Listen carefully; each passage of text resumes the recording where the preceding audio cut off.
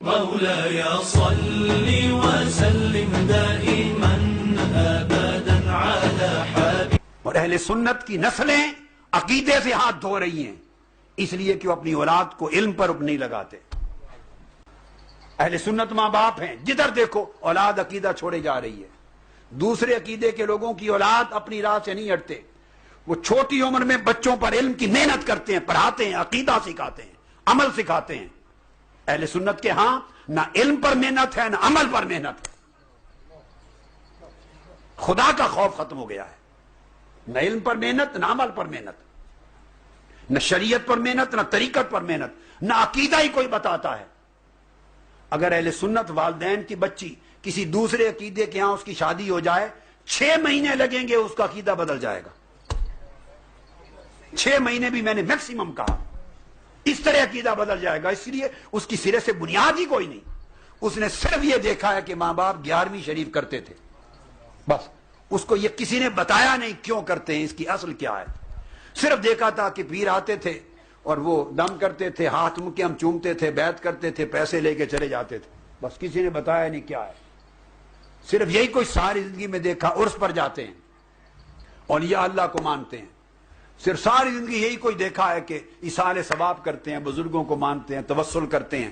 مگر کسی شخص نے کبھی تکلیف گوارا نہیں کی، نہ خود پڑھنے کی نہ اولاد کو پڑھانے کی، کہ توسل کس بلا کا نام ہے.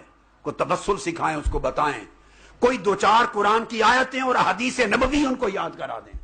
کوئی شفاعت کا عقیدہ سمجھا دیں قرآن اور حدیث سے. ان کو کچھ تو پتا ہو کہ جو عقیدہ ہے ہمارا، اس کی بنیاد قرآن ہے اور سنت نبوی حدیث ہے.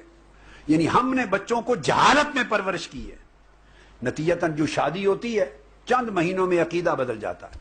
بچے بڑے ہوتے ہیں، یونیورسٹی جاتے ہیں، حزب التحریر کے ساتھ انٹریکشن ہوتا ہے، خلافہ والوں کے ساتھ انٹریکشن ہوتا ہے، دہشت گردوں انتہا پسندوں کے ساتھ انٹریکشن ہوتا ہے، گستاخوں کے ساتھ انٹریکشن ہوتا ہے.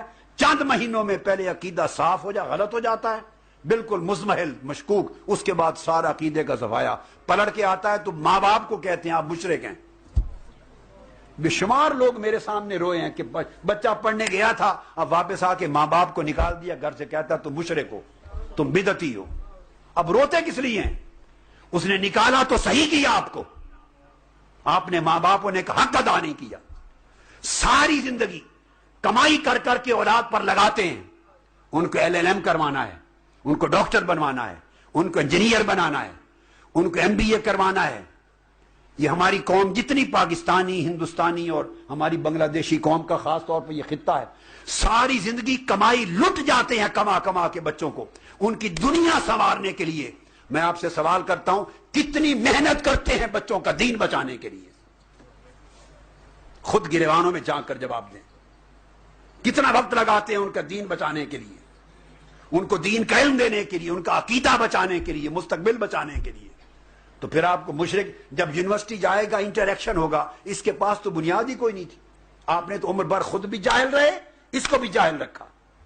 اب دوسری طرف جب لوگ ملے، ان کو انہوں نے رٹا رکھے ہیں طوطے کی طرح، کچھ آیتیں کچھ حدیثیں آؤٹ آف دا کانٹیکسٹ، بالکل سیاق و سباق کے خلاف. مگر کچھ آیتیں کچھ حدیثیں ہر جگہ پہ جڑ دو. گمراہی پھیلانے کے لیے قرآن حدیث کو بطور ٹول استعمال کرتے ہیں، مگر ان کو یاد کرا رکھا ہے.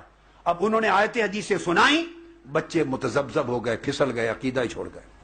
غلط معنی بتایا، غلط ترجمے بتایا، غلط سیاق و سباق بتایا، اپلائی کر دیا، غلط شرح کر دی. اس بچوں کو تو ABC کا ہی پتہ نہیں تھا.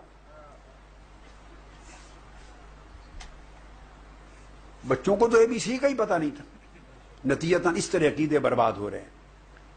عقیدے بچانے ہیں تو علم کا ماحول پیدا کریں گھر میں. گھر میں آپ کے چراغ بجھ جائیں گے، گھروں کو آگ لگ جائے گی اگر علم کا کلچر زندہ نہیں کریں گے. مستقبل بغیر علم کے نہیں ہے.